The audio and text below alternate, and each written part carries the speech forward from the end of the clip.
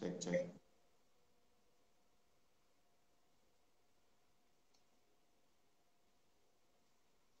cek, cek, cek, cek, cek, cek, cek, cek,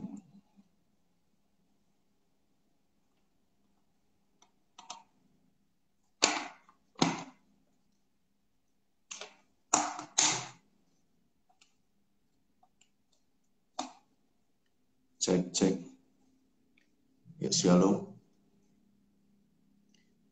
Cek.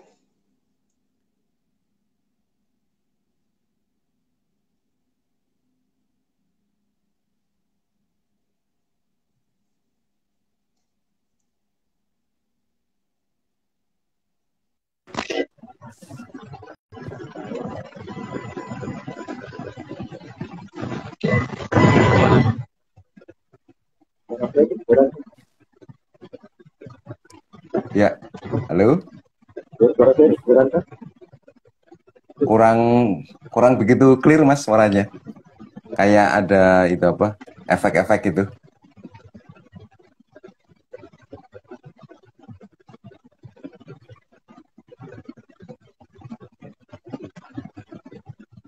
Ada kayak suara tampan-tampan gitu Mas Albert.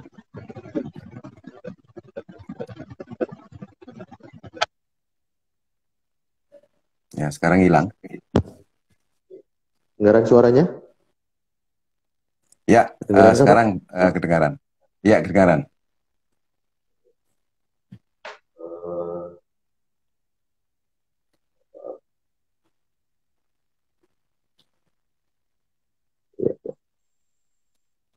Oke, malam Pak. Ya,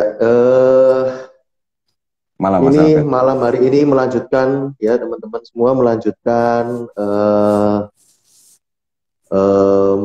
pembahasan kita sebelumnya minggu-minggu yang sebelumnya tentang peradaban dan Ya, ini bagian terakhir ya Pak ya dari paket peradaban bagian ya. terakhir. Ya, Iya, peradaban nilai kelola risiko ya, peradaban kelola kelola risiko. risiko. Jadi ada 5 ya ciri khas peradaban begitu ya Pak ya. Ya, Ya, peradaban kualitas, aman dulu. ya sorry maaf, peradaban keamanan, peradaban Mm-mm. kualitas, peradaban pelayanan, lalu Mm. peradaban nilai tambah, dan peradaban Ya, kelola resiko. Ya, selamat malam dan assalamualaikum warahmatullahi wabarakatuh. Salam sejahtera. Waalaikumsalam. Saya Albert Nananto dan Coach Utoro. Dan hari ini seperti biasa, malam ini kita akan dibersamai, kita akan belajar bersama dari Coach Utoro. Kita ada di dalam channel Gelora Pancasila dan malam hari ini mengambil topik peradaban kelola risiko. Dan malam hari ini menjadi paket yang terakhir di bagian peradaban. Gitu ya. Kita pembahasan peradaban ini itu di bagian yang akhir. Jadi Bapak Ibu, jika ingin mendengarkan atau melengkapi gambaran tentang peradaban sebelum-sebelumnya bisa menonton di tayangan di IGTV maupun di YouTube Gelora Pancasila. Dan Bapak Ibu tetap masih bisa meninggalkan jejak dalam arti meninggalkan pernyataan atau pertanyaan atau komentar, dan juga selain itu boleh jalur Japri bisa lewat DM ke Pak Utoro. Dan malam hari ini juga sama Bapak Ibu yang berkenan hadir dan mampir malam hari ini, terima kasih. Dan Bapak Ibu juga boleh bergabung di layar ini selain bertanya dan pernyataan. Silakan Pak Utoro juga kalau nyapa-nyapa. Oke, terima kasih. Assalamualaikum warahmatullahi wabarakatuh. Salam sejahtera, shalom, om swastiastu, namo buddhaya, salam kebajikan. Semoga teman-teman semua dari Sabang sampai Merauke, dari Miangas sampai Pulau Rote dalam keadaan sehat walafiat. Tetap semangat dan tetap menjalani kehidupan ini dengan penuh vitalitas. Dan semoga kita semua selalu diberikan mendapatkan lindungan dari Allah Subhanahu wa Ta'ala, Tuhan Yang Maha Kuasa, sehingga kita bisa memberikan yang terbaik baik untuk diri kita maupun orang lain maupun bangsa dan negara. Senang sekali pada malam hari ini bisa bertemu di dalam sebuah obrolan atau diskusi yang pada malam hari ini kita akan membahas bagian terakhir dari 5 peradaban yang perlu dibentuk dengan adanya Pancasila, kemudian Garuda Pancasila dan Negara Kesatuan Republik Indonesia ini. Demikian Mas Albert. Ya, ketika kita sudah membahas tentang peradaban-peradaban sebelumnya, ada peradaban keamanan yang menjadi seolah seperti prasyarat, gitu ya. Kita tidak bisa bicara lebih jauh soal kualitas, gitu ya, bicara soal pelayanan kalau tidak ada keamanan. Itu tadi juga saya sempat dikoreksi kan, jadi ketika menyebut ini yang nomor pertama ini harus ada keamanan terlebih dahulu, gitu. Keamanan, lalu setelah ada keamanan kita bisa wujudkan kualitas. Nah, kualitas bukan hanya bicara soal produk, juga punya bicara soal akhirnya dilanjutkan dengan pelayanan dan nilai tambah, gitu ya. Nah, kemudian di bagian akhir ini bicara soal kelola risiko. Karena di bagian akhir mungkin minta tolong nih Pak dijelaskan pasalnya ini di mana sih bagian kelola risiko ini dikaitkan keempat yang sudah ada. Oke, baik, terima kasih Mas Albert. Peradaban kelola risiko ini adalah peradaban sama dengan peradaban nilai tambah. Menurut iman saya adalah peradaban asli orang Indonesia atau asli Nusantara yang mungkin setelah sekian lama dilupakan. Jadi saya nggak tahu ya karena apa. Tetapi kalau kita merunut pada budaya-budaya yang sekarang ini masih bisa kita lihat ya Mas ya, seperti adanya lumbung padi, kemudian apa menyimpan benih gitu ya. Saya masih ingat dulu waktu saya masih kecil ya Mas, di rumah kakek saya itu di bagian belakang dari rumah itu banyak sekali apa namanya benih padi, benih jagung, benih kacang, benih macam-macam gitu. Dan itu ternyata ada juga di rumah-rumah yang lain gitu. Jadi analisa risiko ini adalah mempersiapkan risiko-risiko yang bakal terjadi di masa yang akan datang, menganalisa dampak. Dan bahkan apa namanya mereka juga menyadari bahwa musim itu tidak selamanya akan teratur. Musim hujan, musim kemarau, musim hujan, musim kemarau. Sehingga mereka mempersiapkan segala sesuatunya untuk menghadapi musim-musim pancaroba istilahnya ya. Sehingga dalam keadaan apapun kita tetap survive, kita tetap hidup. Kemudian para leluhur kita juga mengajarkan pada kita untuk menabung, rajin menabung, kemudian berhemat, kemudian apa namanya menganalisa dampak. Jadi kalau kita apa namanya dulu saya diajarkan oleh almarhum bapak saya, kalau kita membuang sesuatu di sungai misalnya ya, jangan langsung dibuang, tetapi dilihat dulu sampai dia hilang, gitu ya. Artinya apa? Filosofinya yang saya pelajari adalah bahwa ketika kita melakukan sesuatu, kita tidak asal melakukan, tetapi kita juga menganalisa dampak. Nah, tentu saja kalau kita menganalisa dampak, tentu kita bukan seorang yang reaktif gitu ya, Mas.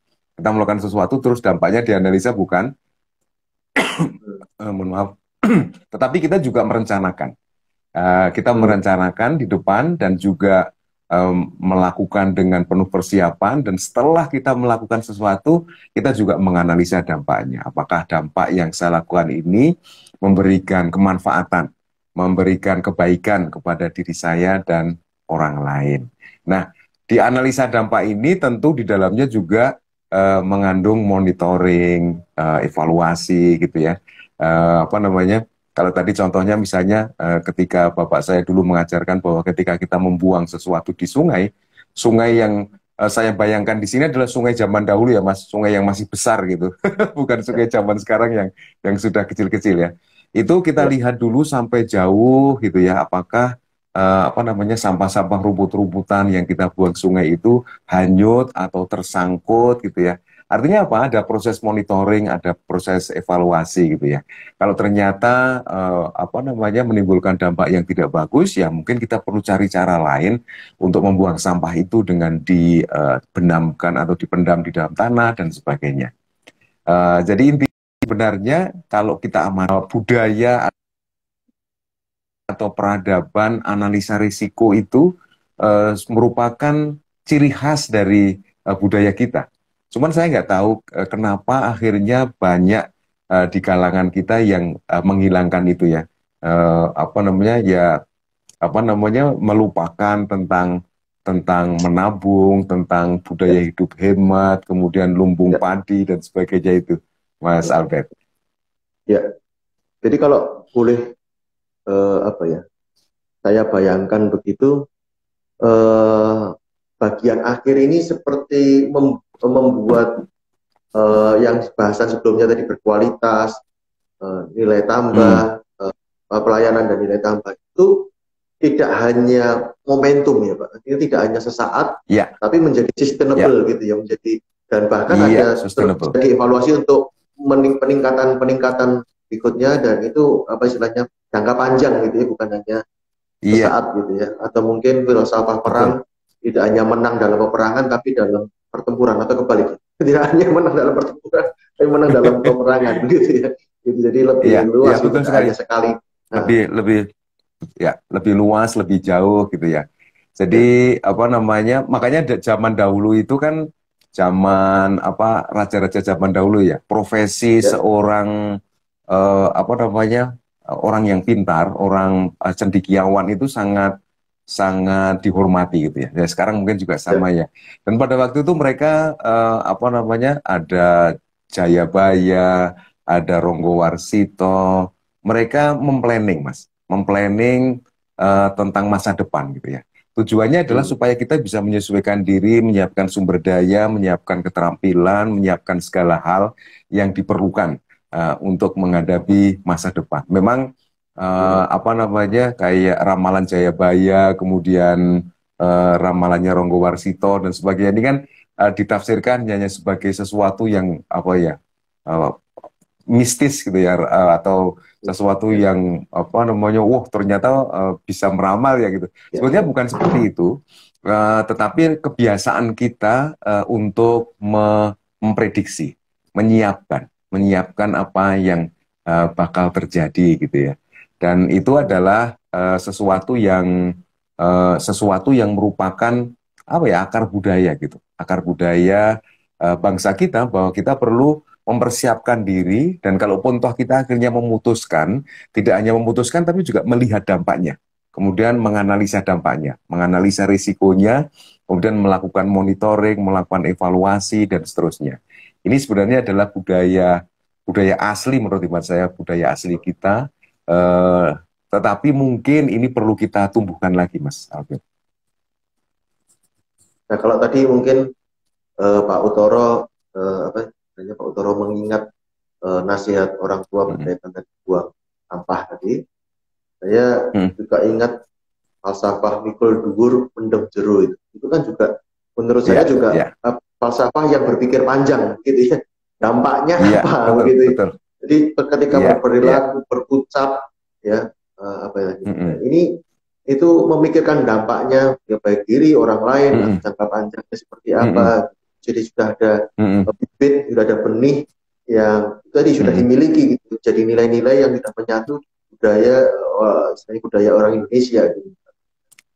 Iya, Sebenarnya bukan hal iya, yang iya, asing gitu ya, bukan hal yang kita harus achieve gitu ya, tetapi tinggal ditumbuhkan kembali atau iya, diingatkan kembali gitu. betul, betul sekali, betul sekali.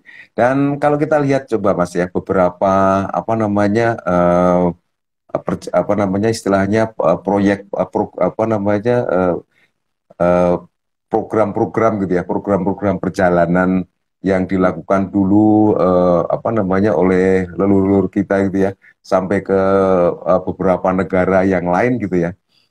Tentu itu memerlukan analisa risiko kan, Hmm. memerlukan sebuah pemikiran, memerlukan sebuah planning gitu ya.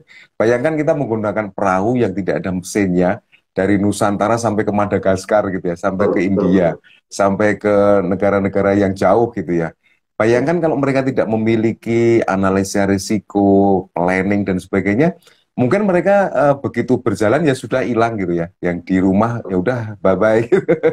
Tapi ya, alhamdulillah kita mendengar banyak cerita bahwa bahkan mereka pulang lagi dengan membawa apa namanya, kenang-kenangan, cindera mata dari tempat-tempat yang mereka datangi gitu kan. Di buku-buku di era Majapahit itu diceritakan bahwa tim-tim perjalanan ya, tim-tim perjalanan ke beberapa negara itu mereka pergi dan pulang lagi, bahkan ada yang membawa cindera mata, ada yang membawa membawa istri gitu ya. Karena Ya, memang tradisi zaman zaman waktu itu untuk membuat sebuah hubungan persaudaraan antar negara, salah satu caranya adalah dengan saling menikah gitu ya, Mas ya, ya, menikah. Dan ada sebuah cerita di buku zaman Majapahit bahwa ketika apa namanya, ketika tim rombongan perjalanan kita sampai di negeri Campa itu pulangnya justru malah mereka membawa seorang putri ya dari sana, kemudian dinikahi oleh Raja Majapahit waktu itu.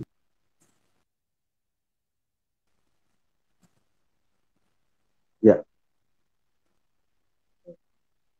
Nah, tadi sempat beberapa poin yang sudah disampaikan gitu ya Pak. Jadi kelola Hmm. risiko ini bicara biasanya ada paket di dalam paket.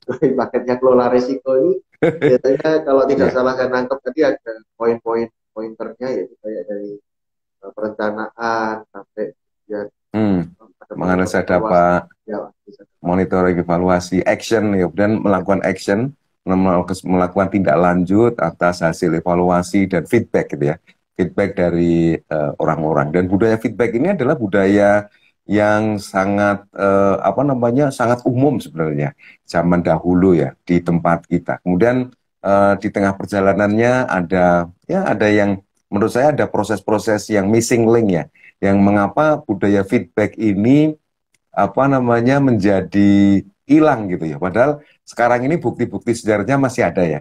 Kayak misalnya di keraton-keraton gitu ya, di Jogja maupun di Solo itu ada tempat-tempat, nah, namanya bangsal gitu ya, di mana di situ tempat para rakyat untuk memberikan feedback gitu kepada raja. Saya lupa namanya ya. Di Solo dan di Jogja itu ada namanya beda-beda. Ada bangsal titik-titik yang di situ memang didesain untuk siapa yang mau memberikan masukan kepada raja diterima di tempat itu gitu. Jadi feedback ini sesuatu yang sebenarnya sangat lazim uh, di zaman dahulu. Dan saya nggak tahu di belakangan-belakangan ini mungkin ya karena ada penjajahan Belanda, ada penjajahan Jepang dan sebagainya, membuat budaya itu menjadi hilang karena dikhawatirkan mungkin akan mengganggu kepentingan penjajah waktu itu ya, sehingga budaya-budaya feedback itu dihilangkan. Ya. Pak, kalau untuk kembali ke perencanaan, eh, seperti apa sih Pak dalam konteks peradaban yang merencanakan ini? Yang ideal itu perencanaan yang harus bagaimana? Hmm, ya. Perencanaan itu tentu ada dua hal ya yang biasanya dipakai untuk menjadi landasan dari perencanaan. Yang pertama adalah tujuan, kemudian yang kedua adalah kebutuhan. Jadi analoginya adalah ketika kita berada di dalam sebuah perjalanan, Mas. Ya, Jadi yang pertama adalah tujuannya mana dulu gitu ya. Misalnya saya akan ke Surabaya, maka perencanaan itu akan tergantung di mana tujuannya gitu. Nah, selama perjalanan saya ke Surabaya, kebutuhannya apa saja untuk bisa sampai ke Surabaya. Sehingga tujuan dan kebutuhan ini menjadi dua input ya, dua faktor yang membuat kita perlu melakukan perencanaan. Kalau misalnya kita sampai Surabaya, berarti kan perencanaannya berarti kan kita melihat rute ya Mas ya, rute dari Jakarta ke ya, Surabaya. Kemudian kebutuhannya apa selama perjalanan? Kebutuhan bahan bakar, kebutuhan transportasi, kebutuhan makan, kebutuhan menginap mungkin di hotel dan sebagainya, itu adalah kebutuhan. Nah, dari tujuan dan kebutuhan itu kita bisa membuat apa istilahnya, membuat perencanaan-perencanaan. Mengapa perlu tujuan? Supaya tidak tersesat. Mengapa perlu kebutuhan? Supaya kita tidak kehabisan bekal gitu. Kira-kira gitu Mas, secara sederhana gitu. ya. Jadi, eh, tujuan dan sumber daya begitu ya Pak. So, Iya, tujuan dan sumber daya. Tujuan, langkah, sumber daya. ya. Cerita-cerita ya Mas. Kalau untuk tindakan, ya. cerita-cerita zaman dahulu, baik cerita-cerita daerah dari Jawa, dari Sumatera, dari Kalimantan dan Sulawesi, Ambon, Papua gitu ya. Banyak cerita yang menceritakan bahwa menceritakan tentang perjalanan seseorang yang melakukan perjalanan. Kemudian diceritakan tentang bagaimana dia mempersiapkan perjalanan itu. Kemudian diceritakan juga tentang ilmu-ilmu yang dipersiapkan untuk perjalanan itu. Kemudian ilmu-ilmu yang dia peroleh selama perjalanan gitu ya. Banyak sekali cerita. Salah satu cerita yang membekas ada cerita tentang Mahisa Jenar ya. Kalau di Jawa itu ada cerita tentang Mahisa Jenar itu menceritakan tentang perjalanan-perjalanan.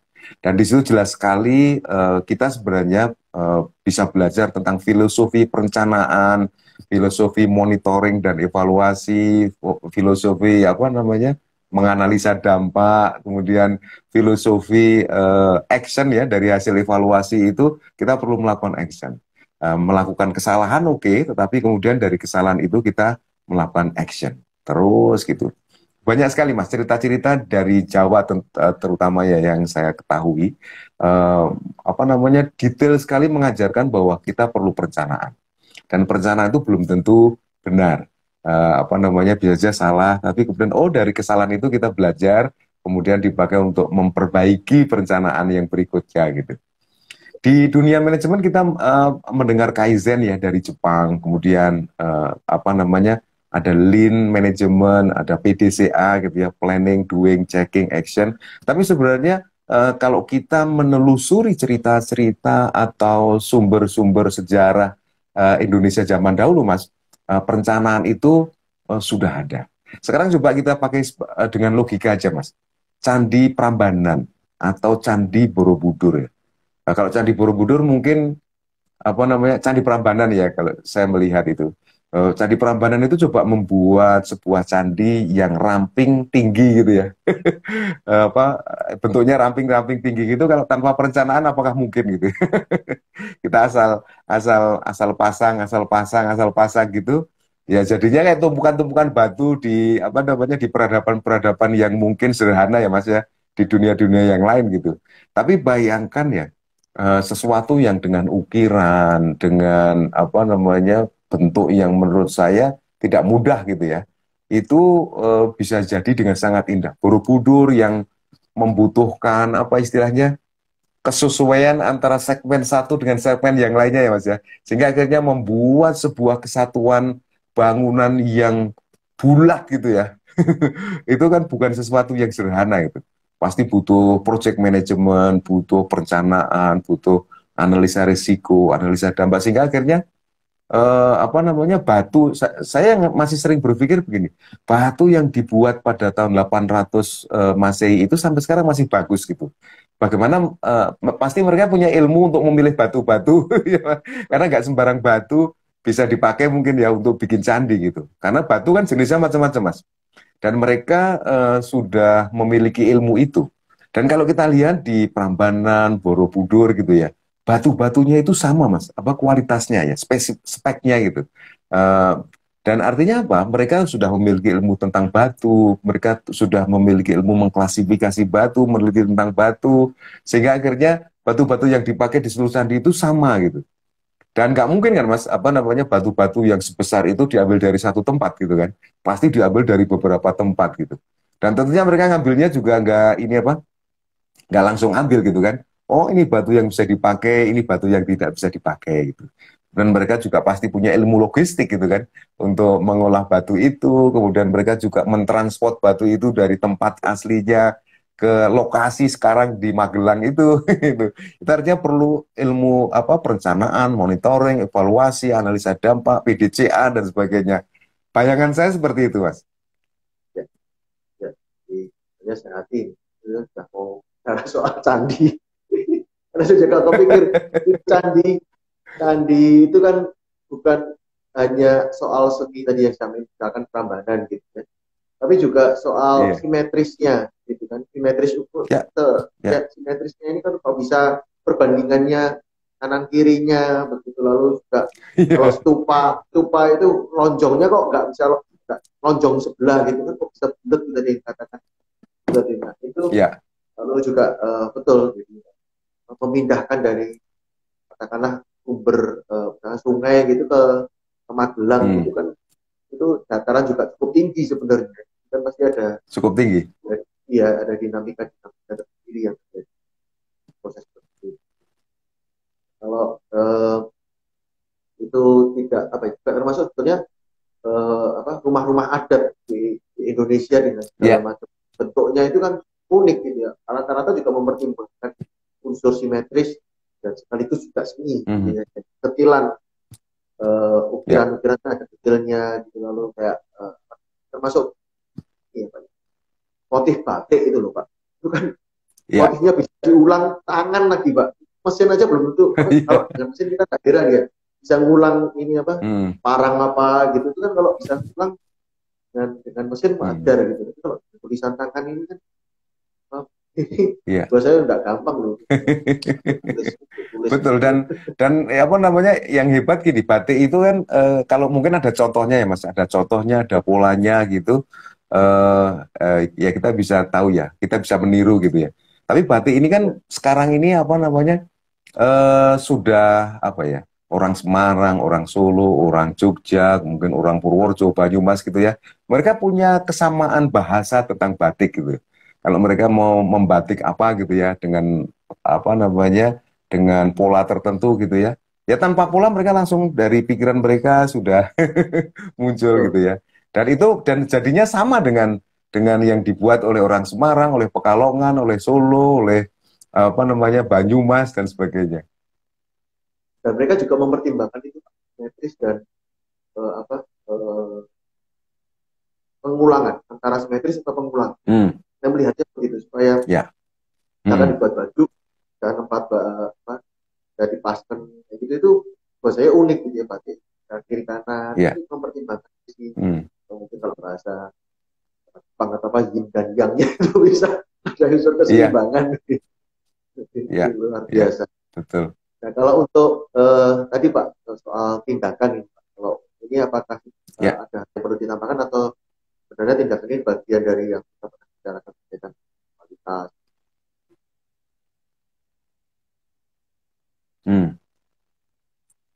Sorry Mas, barusan terakhir kurang begitu dengar saya. Apakah tindakan ini ada hal yang perlu ditambahkan dari Pak Utoro atau ini ada kaitan dengan sebelumnya tentang yang kualitas, tentang nilai tambah? Ya, tentu saja, Mas. Jadi keamanan ini kan membutuhkan analisa risiko, kemudian apa supaya sustainable gitu ya. Kemudian kualitas juga perlu sustainable kan, perlu sebuah sistem gitu ya. Kemudian apakah kualitas ini perlu perubahan gitu. Kita perlu merencanakan. Mungkin ada perubahan permintaan kebutuhan kualitas baru gitu, atau perubahan tujuan kualitas baru gitu. Tujuan kebutuhannya berubah gitu. Kita perlu melakukan analisa. Kemudian pelayanan. Pelayanan ini juga sama. Apakah ada tujuan pelayanan yang baru, ada kebutuhan pelayanan yang baru, sehingga kita perlu melakukan persiapan, perencanaan kayak gitu. Kemudian nilai tambah juga sama. Apakah ada kebutuhan nilai tambah baru? Apakah ada tujuan nilai tambah baru? Jadi tujuan dan kebutuhan ini akan selalu ada terus. Kemudian analisa dampak, analisa risiko, yang apa namanya di peradaban kelima ini juga berhubungan dengan 4 peradaban yang lain, Mas. Jadi ini sebenarnya kelima-limanya ini adalah saling mendukung, saling menguatkan begitu, Mas Albert. Kalau untuk tadi setelah merencanakan kan ada tindakan itu, ada hal yang ada di sorot gitu Pak, maksudnya dalam tindakan ini sudah kita bicarakan dalam berkaitan dengan kualitas tadi atau ada hal lain? Oh ya, jadi tindakan yang perlu kita lakukan ini tentu sesuatu yang berdasarkan hasil tadi ya, hasil analisa dampak, hasil analisa risiko, kemudian monitoring, evaluasi, feedback gitu ya Mas. Itu merupakan input bagi kita untuk melakukan tindakan baru, Dan apa namanya, saya ingat ya kalau di tradisi Jawa gitu ya, memberi nama anak itu kan si bapak kadang apa namanya mematuhi ini ya tradisi gitu ya. Dia tidak hanya memberi nama sendiri, tapi dia mengundang apa namanya kakak adiknya, kemudian paman bibinya, bahkan mungkin kalau masih ada kakek neneknya gitu ya, diundang semua untuk memberi nama gitu ya. Jadi menerima feedback dari banyak orang. Kalaupun toh ternyata feedbacknya tidak bisa diterima gitu ya. Saya masih ingat itu apa namanya di kampung saya itu juga ada kayak gini. Bapaknya memberikan nama A, kemudian pamannya memberikan nama B, kemudian kakeknya memberi nama C. Pernah dengar ya Mas Albert seperti itu ya. Jadi orangnya satu, tapi namanya ada beberapa. Ini adalah nama pemberian dari bapak saya. Ini adalah nama pemberian dari kakek saya. Ini nama pemberian dari siapa gitu ya, dari gurunya dan sebagainya. Jadi betapa ketika budaya kita ketika melakukan action itu mengakomodir semua feedback gitu dengan cara yang elegan menurut saya ya, cara yang sangat pas gitu untuk menuju ke tujuan yang kita inginkan. Berarti sangat melekat, kalau nggak ini perkaan saya Pak ya, sangat melekat istilah cepat ya. Artinya musyawarah untuk mufakat itu. Iya, iya. Jadi istilah keempat ini kan apa namanya kerakyatan gitu ya, kerakyatan yang dipimpin oleh hikmah, hikmah tapi yang hikmah bukan hikmah yang dari mana-mana, hikmah kebijaksanaan. Hikmah kebijaksanaan itu artinya apa? Hikmah itu kan artinya ilmu ya Mas, ilmu tapi yang di dalam yang berkaitan dengan kebijaksanaan, hikmah kebijaksanaan. Karena juga ada hikmah kebenaran gitu kan. Hikmah kebenaran itu benar dan salah gitu, tidak melihat konteks gitu kan. Tetapi kalau hikmah kebijaksanaan itu melihat konteks. Ada sesuatu yang benar di suatu tempat bisa saja nggak pas gitu ya. Ada yang benar tapi nggak benar gitu ya. Kalau istilahnya orang Solo ya Mas ya. Hikmah kebijaksanaan dalam permusyawaratan. Dalam permusyawaratan perwakilan. Jadi sangat menjunjung tinggi sila keempat itu. Jadi analisa dampak itu kan sebenarnya kita melihat bahwa apa yang kita lakukan itu pasti berdampak, gitu kan? Dan berdampaknya pasti buat diri kita sama orang lain. Karena tidak ada yang kita lakukan yang tidak berdampak kan, Mas? Berdampak bagi diri kita maupun orang lain, gitu ya. Kayak misalnya kita kayak sekarang yang lagi rame kan tentang tahun 2035 batu bara sudah nggak boleh dipakai lagi gitu ya. Itu kan karena memberikan dampak. Jadi PLTU yang pakai batu bara itu ternyata berdampak CO2 gitu kan. CO2-nya tinggi. Nah, orang menggunakan batu bara supaya dapat listrik murah gitu ya. Tapi dampaknya adalah ke CO2, lingkungan gitu. Nah, apa namanya hal seperti ini yang memang perlu selalu kita budayakan gitu ya, kita biasakan bahwa apa yang kita lakukan, apa yang kita ucapkan itu akan berdampak. Sehingga kita perlu merencanakan, kita perlu berpikir risiko, kita perlu melakukan monitoring, melakukan evaluasi. Contohnya misalnya saya misalnya habis bicara dengan Mas Albert gitu ya. Kemudian besok pagi kita berkomunikasi, Mas, apa yang tadi malam saya sampaikan, apakah ada sesuatu yang perlu diperbaiki misalnya. Itu adalah budaya-budaya yang menurut hemat saya adalah budaya asli Indonesia. Jadi mereview, kemudian memperbaiki, memonitor, dan sebagainya. Jadi saya semakin merasa punya harapan optimis bahwa Indonesia siap gitu menjadi negara maju gitu ya Pak. Karena saya melihat dengan adanya yang kita bahas malam hari ini itu siap untuk jadi pemimpin yang kolektif ya, yang kolaboratif gitu ya, yang kalau istilahnya katanya nih konon kalau nggak salah di dunia manajemen kan udah berubah dari struktur yang piramid menjadi struktur yang flat, itu kan yang siap gitu. Lalu kita mengenal proses feedback, sempat ada istilah yang 360 itu ya Pak ya, jadi 360 itu, jadi menerima feedback itu, jadi kita sangat siap gitu ya dengan bahkan teori-teori manajemen yang kelihatannya modern kita udah diterapkan jauh-jauh hari gitu, sudah dari zaman perubahan gitu, istilahnya jauh-jauh hari. Jadi tadi yang termasuk pemberian nama sampai hal detail itu aja, bukan hanya di soal keuangan finansial dan perusahaan, tapi yang tadi istilah apa cycle ini ya 360 feedback atau apa itu Mm-mm. kan sudah siap gitu kita yang Mm-mm. terima Betul, feedback. betul. Ya, dan sebenarnya kita sedang baru saja atau sedang melihat sebuah fenomena yang keren tentang Nusantara, Mas, dalam hal kita mengelola pandemi ini ya, Mas ya. Ya, meskipun Ya, dengan segala kelebihan dan kekurangannya ya. Kalau kita amati demikian fleksibelnya pemerintah apa namanya membuat peraturan gitu ya.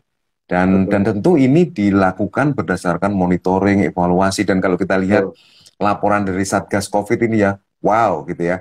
Mereka ini nggak betul, apa namanya sangat berbasis data gitu ya. Datanya betul. sangat lengkap gitu ya tentang berapa penderita yang baru, dan kalau saya amati tracingnya juga sangat keren gitu ya dari tingkat RT sampai tingkat pusat. Kemudian kebijakan-kebijakan yang diambil pemerintah ini sangat mempertimbangkan feedback dari banyak orang. Bayangkan kalau pemerintah misalnya nih ya Mas ya, ini cuman obrolan biasa aja, Ya, apa ya, hanya mempertimbangkan masukan dari para dokter gitu ya. Mungkin ekonomi kita akan turun ya Mas ya, ekonomi kita betul. akan jatuh. Tetapi kalau kita hanya menerima atau pemerintah hanya menerima masukan dari para bisnismen gitu ya, ya mungkin pandemi akan masih berjalan seperti di Singapura, Malaysia, Inggris, Amerika dan sebagainya. Sampai sekarang mereka masih belum move on gitu ya, masih tinggi terus gitu apa.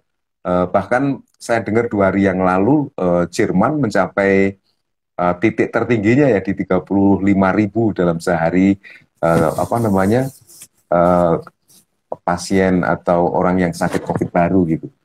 Sementara di Inggris masih 50.000, di negara tetangga kita masih antara 3.000, 4.000, 5.000, Malaysia juga masih belum move on gitu ya dengan situasi yang ada ini, dan alhamdulillah kita apa namanya mendapatkan mendapatkan apresiasi gitu ya dari WHO, kemudian dari kemarin waktu G20 apa namanya Pak Jokowi mendapatkan apresiasi tentang keberhasilan kita dalam menangani pandemi ini, meskipun pandemi belum selesai Mas, masih terus gitu ya.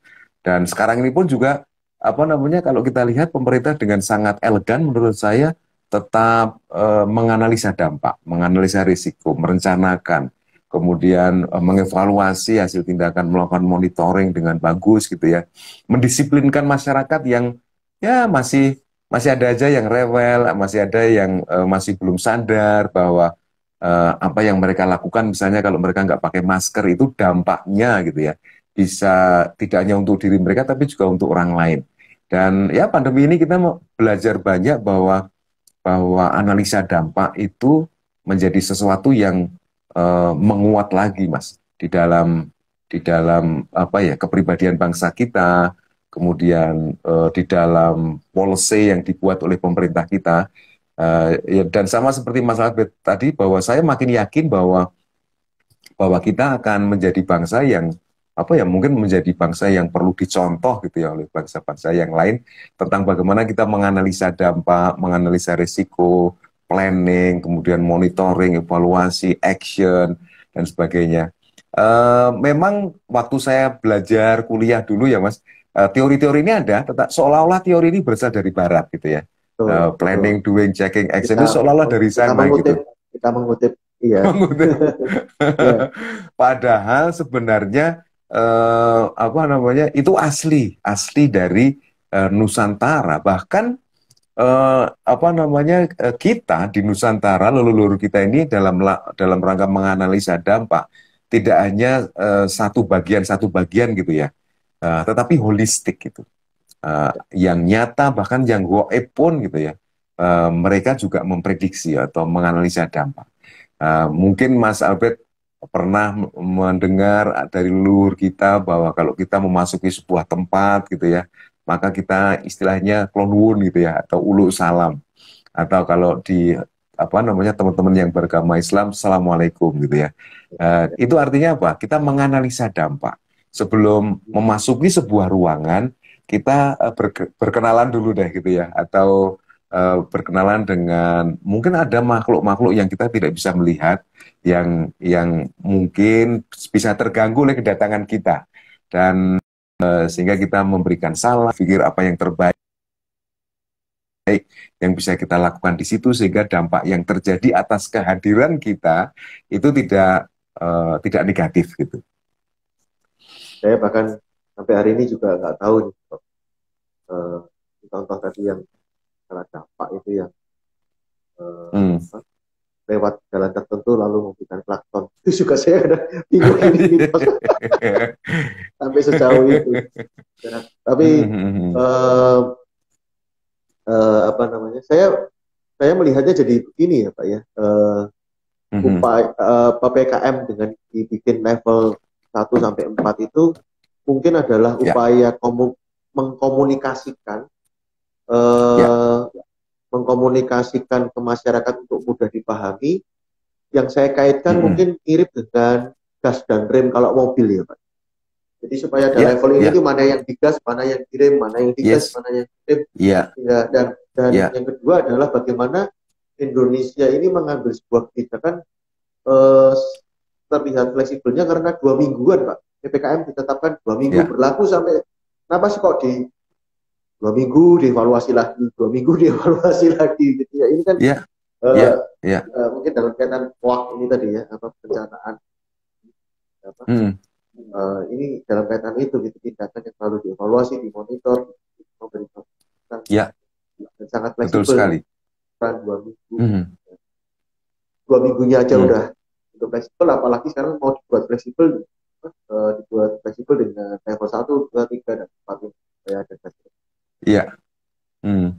Dan ini kan sebuah cara yang sepengetahuan saya Mas ya, tidak menduplikasi dari tempat lain gitu. Artinya ini murni cara asli Indonesia. Kalau dulu ya Mas, mungkin 10 tahun yang lalu, 20 tahun yang lalu gitu, Indonesia ini kan jadi kayak peniru kan, meniru Amerika gitu ya, meniru Inggris, meniru negara-negara yang lain gitu ya.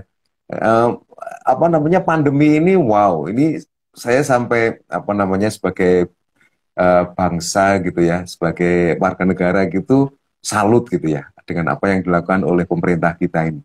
Apa yang dilakukan oleh pemerintah kita ini benar-benar menurut saya original, kemudian asli, kreativitas dari kita gitu, tanpa meniru manapun. Bahkan WHO pun nggak punya konsep PPKM level 1, 2, 3, 4 gitu kan.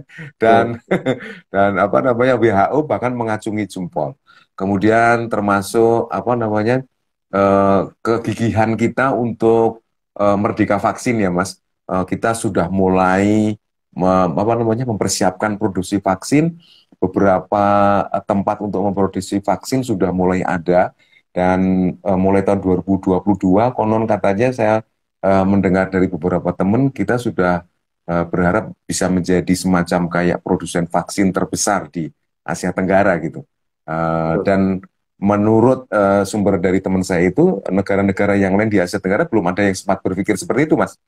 Betul. Untuk menjadi produsen vaksin gitu ya. Betul. Dan kalau ini benar, maka insya Allah tahun 2022 kita sudah mulai menjadi produsen vaksin. Dan kalau saya lihat dari roadmap-nya ya, planning mereka, perencanaan mereka, itu setiap tahun tambah terus Mas, setiap tahun tambah, dan bisa jadi gitu ya, mungkin bisa jadi 5 tahun yang akan datang kita menjadi supplier vaksin terbesar di dunia kalau saya melihat itu programnya gitu ya.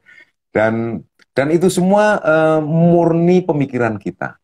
Dan saya alhamdulillah gini Mas, melihat Indonesia ini sekarang sudah semakin kembali kepada jati dirinya. Sudah menjadi be yourself gitu ya. Bahwa kita ini adalah bangsa yang besar, yang memiliki ketersambungan budaya yang besar ke belakang gitu ya. Dan kita menjadi makin percaya diri gitu dengan apa yang kita lakukan. Ini pandemi ini salah satunya menjadi sebuah hal yang Mas, yang keren gitu ya. Tetapi juga di sisi lain ya, satu hal yang juga mengagumkan menurut saya, pandemi pandemi, tetapi move on tetap jalan terus ya. Sirkuit Mandalika udah jadi. Dan yang keren lagi, dari bandara sampai sirkuit Mandalika yang dulu kayak gitu tempatnya cuma 15 menit Mas. Kemudian Bali selama pandemi ini juga melakukan banyak restorasi.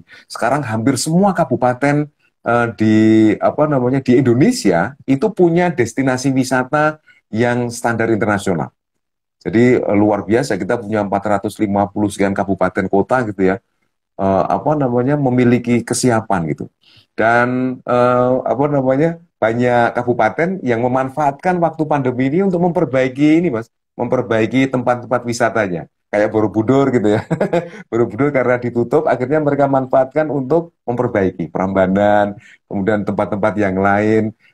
Mereka melakukan perbaikan-perbaikan gitu. Dan semoga aja nanti ketika pandemi sudah mulai menurun, wah ini akan menjadi sesuatu yang besar ya, yang apa namanya memberi dampak ekonomi gitu bagi bangsa Indonesia.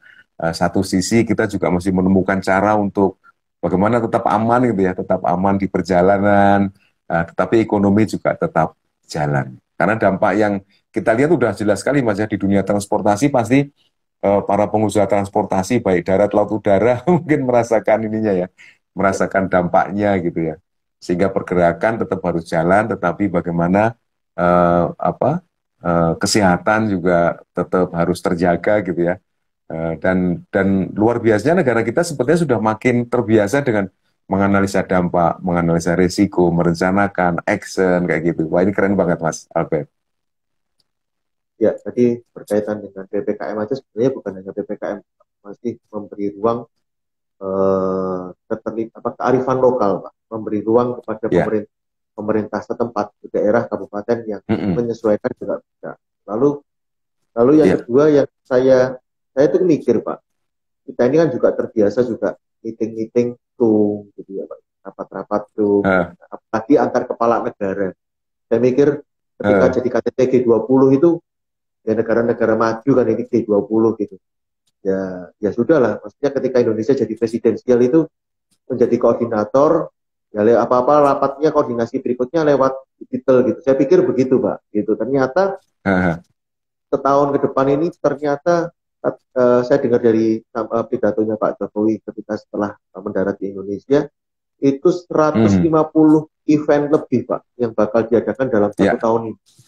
150 tempat itu di Indonesia yang akan luar biasa. Ya, dan yang kedua, yang berikutnya betul Indonesia tidak cari donatur, Indonesia tidak melobi, artinya Indonesia sudah lewat gitu. Ketika yang lain belum makanya kita dapat vaksin yang diprioritaskan. Yang kemarin-kemarin ini kan tetap kita dapat vaksin dari luar negeri gitu, dan Indonesia sudah bisa melobi duluan gitu untuk mendapatkan vaksin. Lalu yang kedua, Indonesia juga yang ke depan ini sudah tidak lagi soal donatur atau soal vaksin, tapi sudah negosiasinya betul lagi yang investor Pak untuk bikin ajarin kami gitu. Ya kalau mau bikinlah di kami gitu ya, jangan cuma kami ambil, tapi bikinlah pabriknya di sini, ajarin kami transfer ilmu, ya transfer ahli gitu. Jadi wah ini negosiasinya udah merasa pede ini sejajar gitu ya, dan makin percaya diri Pak Jokowi sudah sampaikan Indonesia menjadi satu-satunya negara berkembang, gitu, negara pertama yang menjadi presidensi G20. Ya. Nah lalu ya banyak hal yang bisa kita lihat kayak misalnya kayak moratorium ekspor ban mentah nikel gitu ya. Mereka protes bahkan membawa ke pengadilan gitu ya. Tapi alhamdulillah dengan kepedian kita. Tentu ini diputuskan pasti karena menganalisa dampak kan Mas. Kalau misalnya bahan mentah ini ke Eropa terus gitu ya kita dapatnya apa gitu ya. Kemudian akhirnya mereka Eropa menyadari tentang pesan yang kita sampaikan. Kita bukan nggak mau bekerja sama mengekspor mineral gitu ya.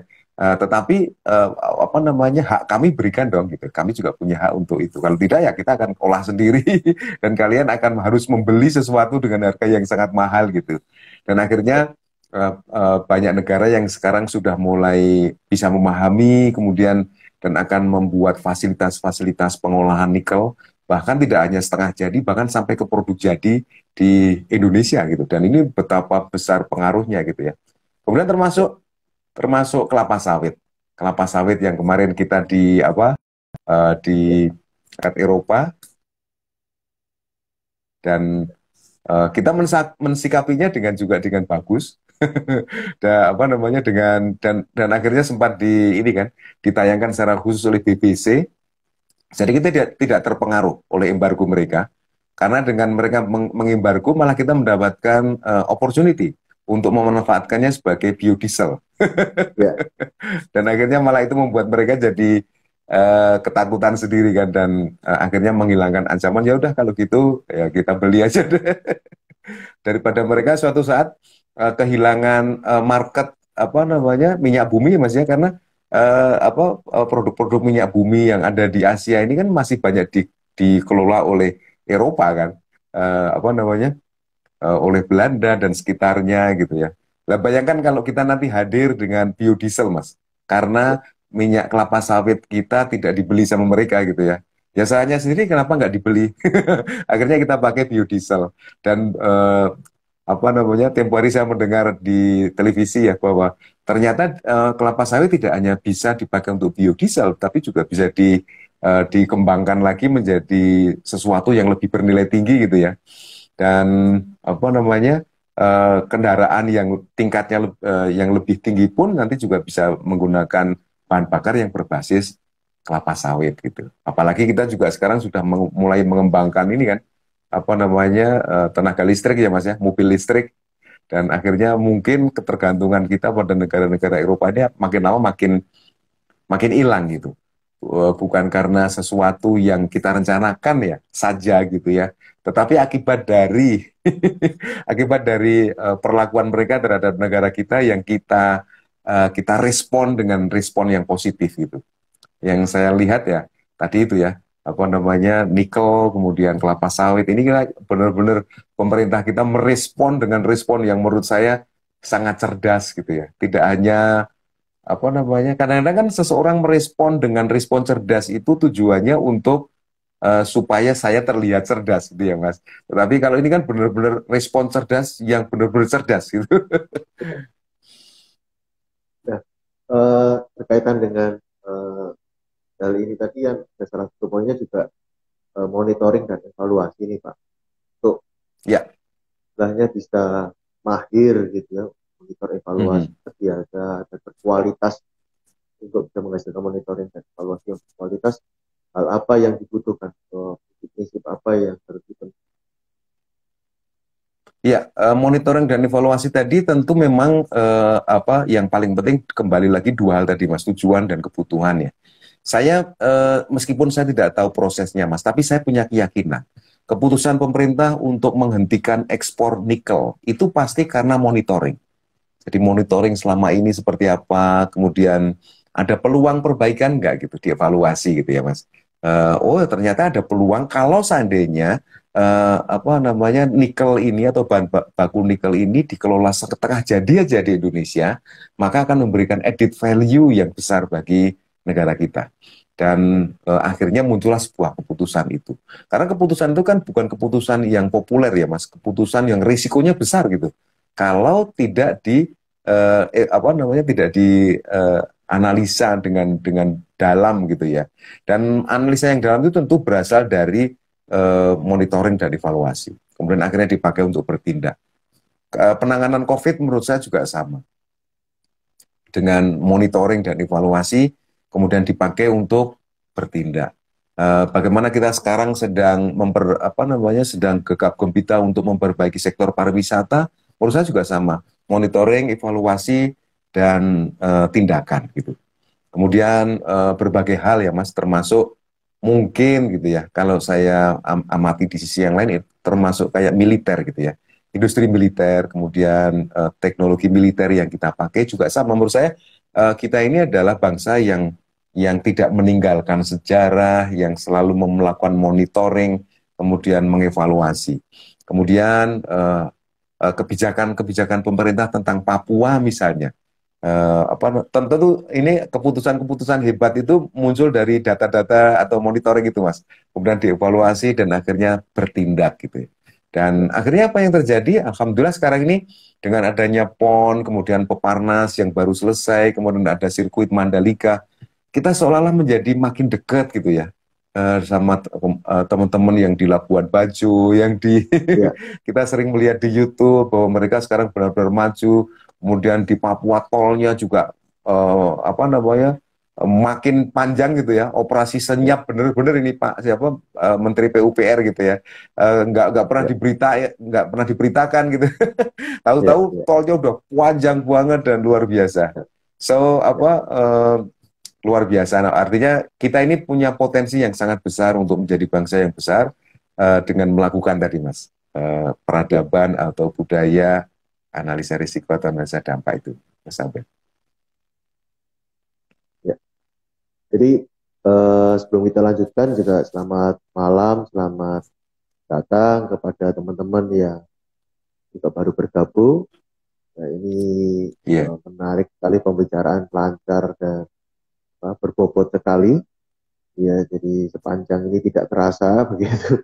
Ini malam hari ini eh, membahas peradaban kelola hmm, resiko, masih melanjutkan Mas Abed. seri tentang peradaban, membangun peradaban, Iya, kaitan dengan nilai-nilai mhm, Pancasila yang tujuannya juga untuk peradaban dan peradaban nilai kelola risiko ini juga mhm, berkaitan dengan tadi berpikir dampak, lalu merencanakan, mhm, lalu monitor dan mhm. evaluasi dan melakukan sebuah tindakan berdasarkan monitor, evaluasi dan feedback.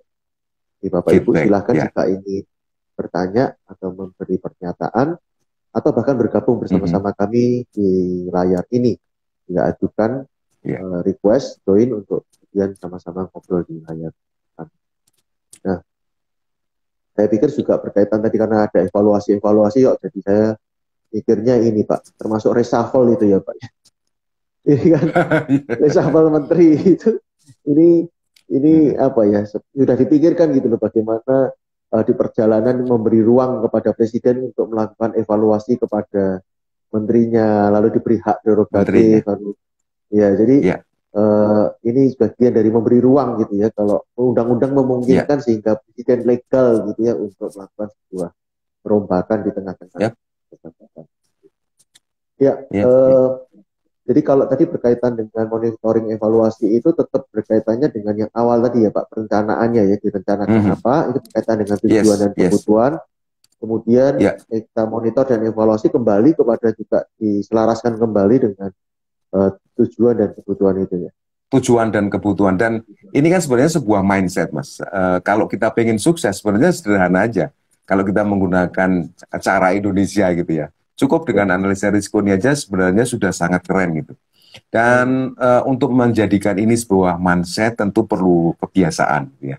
Dan Hmm. sekedar informasi aja bahwa apa namanya, saya dengan Mas Albert termasuk Ya. acara kita pada malam hari ini juga tidak bisa kita lepaskan dari keberadaan masyarakat Coach Indonesia yang sekarang ini Ya. sedang gencar melakukan sosialisasi tentang coaching. Ya. Karena coaching ini kita anggap sebagai sesuatu yang akan berperan besar dalam mewujudkan Indonesia emas. Sekarang ini kita Ya. masih fokus di uh, Bapak dan Ibu guru ya Mas ya. Kita memberikan training coaching skill kepada Bapak dan Ibu guru dan alhamdulillah sudah sampai di batch 2. Kemudian kita akan beranjak ke apa namanya segmen-segmen yang lain. Segmen orang Ya. tua, segmen entrepreneur, segmen apa namanya Ya. para leader dan sebagainya. Dan yang menarik Bapak dan Ibu sekalian bahwa di training coaching yang kita pelajari, di sana kita juga mempelajari tentang bagaimana menganalisa dampak. Jadi di dalam setiap coaching yang dilakukan oleh para coach di bawah masyarakat coach Indonesia, kita juga membiasakan diri untuk menganalisa dampak. Jadi setiap kali coaching pasti kita akan bertanya tentang dampak apa yang bakal terjadi ketika Anda melakukan hal ini atau hal itu. Apa risiko yang mungkin terjadi, apa hambatan yang mungkin muncul ketika Anda melakukan tindakan menuju tujuan. Dan apa namanya analisa dampak analisa risiko ini menjadi satu hal yang menyatu di dalam gaya coaching yang dilakukan oleh para coach di bawah masyarakat coach Indonesia. Dan bagi Bapak dan Ibu sekalian yang ingin menghabituasikan, ingin membiasakan bagaimana menjadi pribadi yang selalu menganalisa dampak dan menganalisa risiko, silahkan nanti bisa bertanya ke saya atau Mas Albert, program-program aja apa saja yang sedang dilakukan oleh masyarakat Coach Indonesia. Dan acara yang paling dekat adalah Senin malam besok ya Mas. Kita akan dengan judul bagaimana menjadi komunikator yang efektif. Menjadi komunikator yang efektif adalah menjadi komunikator yang juga menganalisa dampak. Kepada siapa saya berbicara, apa yang perlu saya sampaikan, tujuannya apa, kebutuhannya apa, sehingga saya benar-benar menjadi komunikator yang efektif. Training ini akan berjalan 4 malam berturut-turut ya Mas ya, Senin malam mulai insya Allah mulai Senin besok ya Mas, sehingga kita kita bisa menjadi seorang komunikator yang benar-benar efektif, yang salah satu diantaranya adalah menganalisa dampak. Karena berkaitan dengan tadi memberi feedback, karena kan itu berkaitan juga dengan orang lain, itu komunikasi menjadi hal yang penting, bagaimana mengkomunikasikan dan menerima feedback, menerima komunikasi dalam artian dua arah gitu ya, respon kita dapatkan respon dari orang lain dan berkaitan dengan proses ini bisa berhasil. Namanya sekali lagi komunikasi, dan mari bergabung bersama, belajar bersama komunikasi yang dimulai besok dari Senin, dan kami juga bikin ini menjadi paket-paket pendek. Setiap topiknya ada 4 topik, dan nanti juga ada topik-topik lain yang akan menyambung atau setelah 4 minggu berikutnya. Silakan Bapak Ibu follow akun IG Pak Utoro, akun IG Masyarakat Coach Indonesia, atau IG saya, supaya bisa mendapatkan informasi lebih lanjut dan update ketika kami ada buka kelas baru, ada program-program baru. Ya, jadi sekali lagi selain guru juga mungkin yang terdekat profesional itu ya Pak ya. Jadi jadi ada beberapa hal, dan untuk sertifikasi diupayakan supaya dari masyarakat Indonesia, dan ada juga sertifikasi yang diakui. Dua-duanya bisa membantu menolong Pak Ibu lebih bukan hanya berdaya secara pribadi, juga bisa bermanfaat area di mana Bapak Ibu. Ya, terima kasih. Tadi kita belum itu ya, bahwa Desember kita juga akan memberikan training untuk para profesional ya, yang ingin mengetahui tentang hal-hal yang esensial untuk menjadi seorang coach profesional, yang kita bersama dengan Smart NLP Forum ya Mas Albert ya. Jadi Smart NLP Forum ini adalah komunitas smart yang mempelajari NLP, dan kita bekerja sama dengan mereka untuk menyelenggarakan training untuk para profesional yang ingin mengetahui tentang model-model apa saja sih yang perlu diketahui atau dipakai pada saat sesi coaching untuk para coach profesional. Ini segmennya lebih ke arah para coach profesional. Silahkan para coach profesional atau para coach yang ingin menjadi coach profesional, silahkan nanti bisa mendaftarkan melalui Smart NLP Forum. Ini pendaftaran sudah mulai dibuka nih Mas Abed. Pendaftaran sudah mulai dibuka, dan para pendaftar ini sudah mulai masuk ke grup WA. Jadi di grup WA mereka sudah mulai berkomunikasi, bercengkrama, belajar gitu ya. Kebetulan nanti saya akan memberikan beberapa hal secara rutin di grup itu. Jadi sebelum kita nanti training dan selama training, dan juga nanti insya Allah setelah training, grup itu tetap akan disuplai dengan informasi-informasi yang berkaitan dengan komunikasi, tentang leadership, tentang coaching. So bagi para profesional coach atau teman-teman dari dunia profesional yang ingin mengetahui tentang apa saja sih yang perlu diketahui untuk menjadi seorang profesional coach, silahkan nanti mendaftar melalui Smart NLP Forum. Dan ini sebuah pelatihan yang sangat intensif Mas Albert, karena akan akan terjadi selama 20 kali pertemuan. Oh. 20 kali pertemuan, dan kita akan membahas tentang model-model esensial di dalam coaching, langgam-langgam coaching gitu ya. Dan tentu ini menjadi sebuah training yang sangat menarik bagi para pecinta coaching di Indonesia.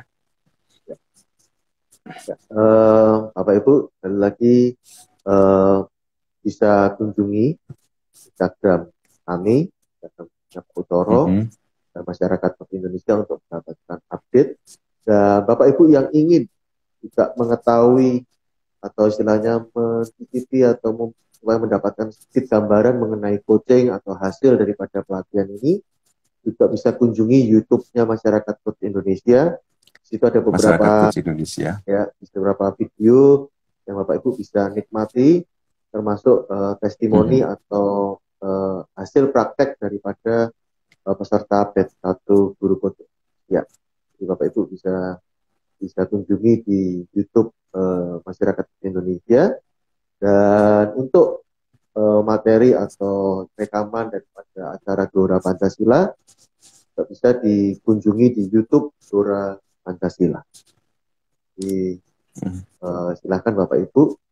Dan malam hari ini adalah kembali kami sampaikan di seri yang terakhir dari paket topik peradaban, dan minggu depan kita akan memulai sebuah topik yang baru lagi yang akan menarik berkaitan dengan nilai-nilai Pancasila. Ya, terima kasih Pak Utoro, tidak terasa sudah satu jam lebih. Ya, terima kasih sekali lagi. Iya, sekali lagi bahwa peradaban kelola resiko itu berkaitan dengan kebiasaan berpikir dampak, kebiasaan merencanakan, kebiasaan monitor dan evaluasi, dan kebiasaan bertindak berdasarkan monitoring, evaluasi, dan feedback. Sekali lagi untuk mendalami bagaimana memberikan feedback, nah, ini bisa belajar dari training-training coaching atau training komunikasi yang kan. Terima kasih. Silakan Pak kalau ada yang. Oke, terima kasih Mas Albert, terima kasih teman-teman semua yang masih setia membersamai kita, bergabung, dan tentu perhatian dari Bapak Ibu sekalian, teman-teman menjadi energi bagi kami. Terima kasih sudah mengunjungi Gelora Pancasila, channel kami di YouTube. Kemudian terima kasih sudah banyak bertanya, like, dan komen ya di akun kita masing-masing. Semoga kita menjadi bagian yang penting di dalam menciptakan Indonesia emas, dan semuanya itu tentu bukan hanya menjadi tanggung jawab pemerintah, tetapi tanggung jawab kita semua sebagai bagian dari Indonesia. Semoga apa yang kita bicarakan, apa yang kita diskusikan menjadi sesuatu yang bermanfaat baik diri kita maupun orang lain, bangsa dan negara. Dan tentunya saya Mas Albert mohon maaf bila ada yang kurang berkenan. Sampai jumpa lagi minggu depan di topik yang lebih menarik ya Mas Albert ya. Ya Pak, terima kasih dan selamat malam. Terima kasih. Assalamualaikum warahmatullahi wabarakatuh. Sampai ketemu lagi. Selamat malam Mas Albert, semoga sehat selalu. Ya.